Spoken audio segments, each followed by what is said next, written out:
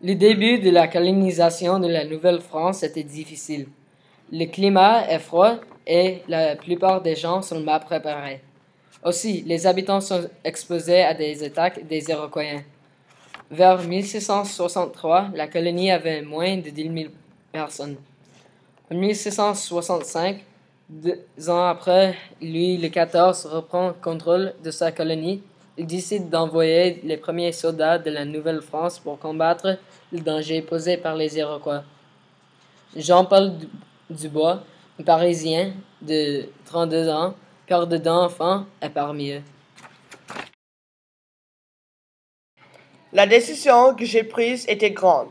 J'ai quitté ma femme, bijoutière, et mes 2 fils pour joindre le régiment Carignan-Sallières. Parfois, je reçois des lettres de ma famille en France. Nous sommes partis de la France le 19 mai et arrivés le 17 juin. Après 4 semaines en bateau, nous sommes arrivés en Nouvelle-France. On mangeait beaucoup de poissons salés. Plusieurs étaient malades du scorbut. Quelques-uns sont morts. Quelle maladie! Je suis vraiment content d'avoir survécu le long trajet. Jean-Paul Dubois fait partie des 200 premiers soldats et officiers qui arrivent en France. Ils ont construit des forts sur le fleuve Richelieu où les principales attaques iroquoises ont lieu. Tout le monde est content de l'arrivée de ces soldats. Ils apportent de l'espoir et surtout de la sécurité.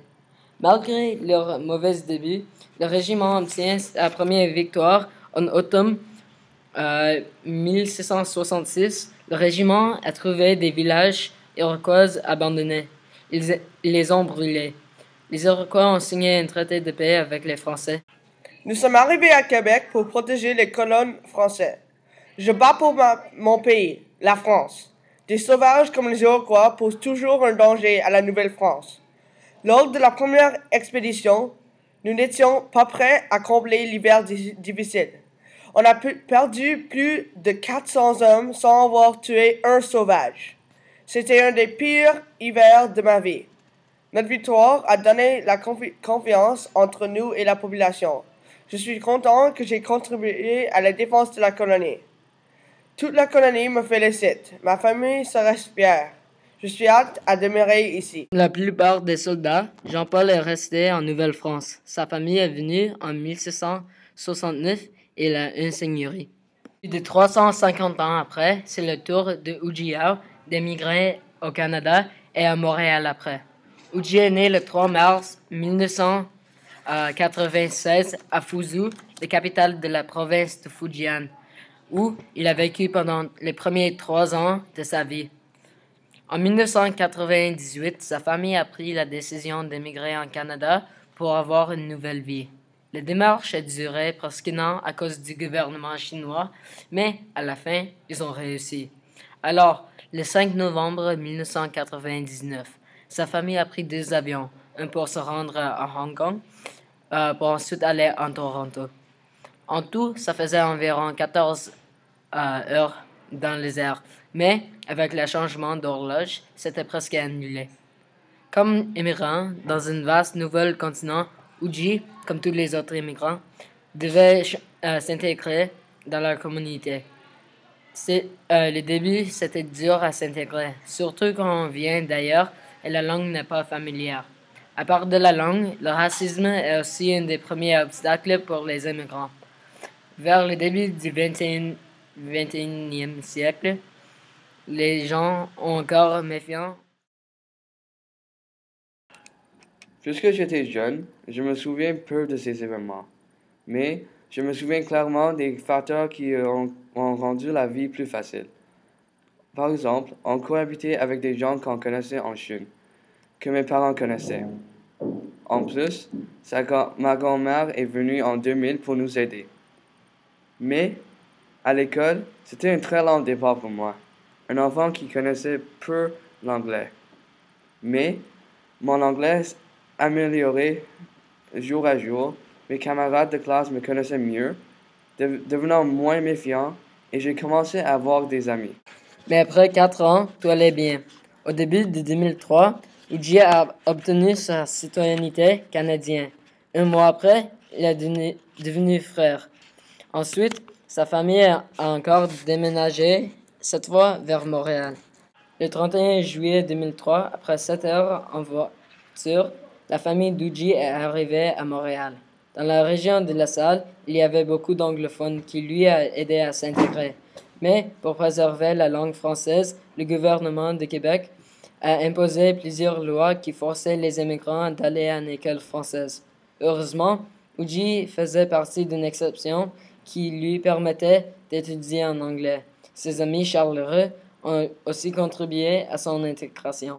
Lors de ma première journée en école à Québec, je me sentais la bienvenue.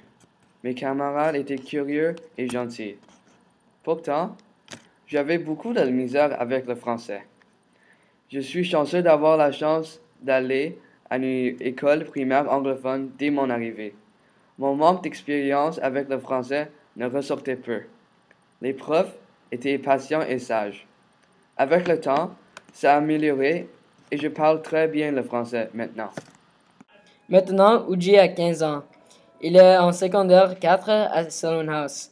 Il s'est intégré avec succès dans la société canadienne. Parfaitement trilingue, il commence à apprendre l'espagnol.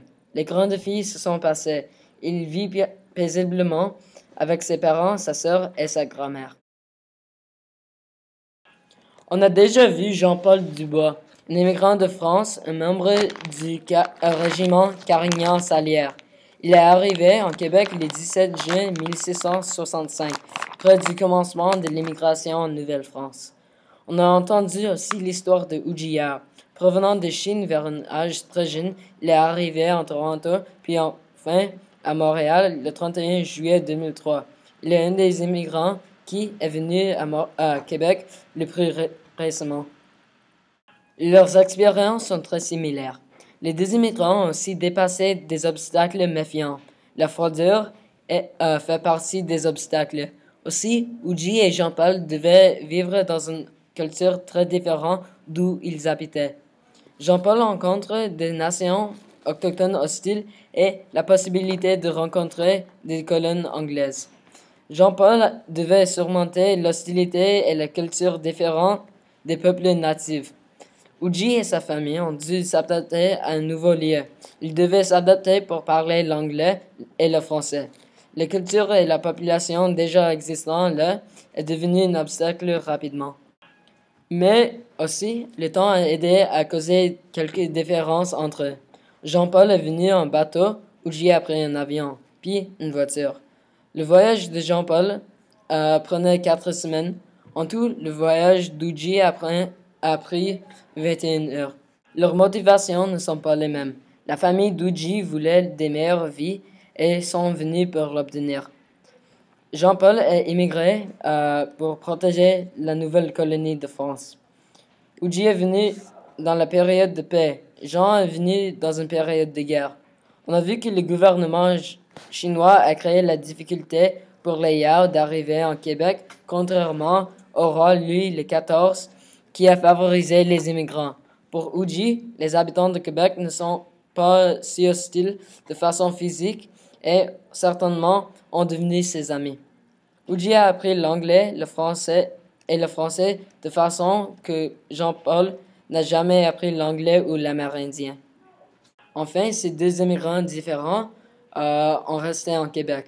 Ils sont adaptés à la mode de vie québécois et ont apporté une partie de leur culture avec eux. Ils aiment tous les deux leurs expériences en Québec.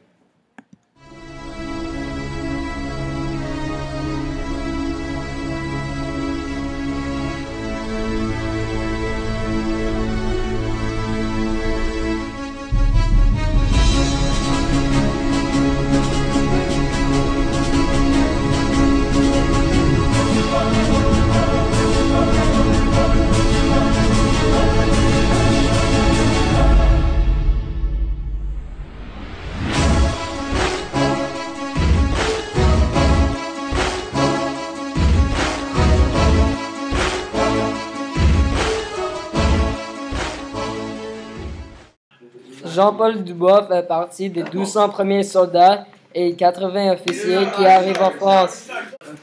Comme la plupart des soldats, Jean-Paul est resté en Nouvelle-France. Savant. Wait, stop. Stop, stop. I thought I was in the picture for a sec, but like. I'm going to kill you. Joey Connor, make it. Le début de la colonisation de la Nouvelle-France était difficile. Le climat est froid et la plupart des gens sont mal préparés. Aussi, les habitants sont exposés à des attaques des Iroquois. Vers 1663, la colonie avait moins de 2000 It's personnes. 1 o'clock. Hi, Cuddlin. Je me souviens clairement des facteurs qui m'ont rendu la vie plus facile. It's 4 o'clock. Not again! Puisque j'étais jeune, je me souviens peu de ces événements.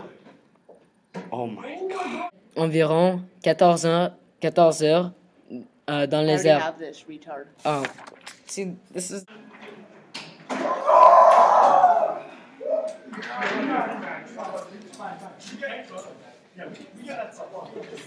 Ah! Zala.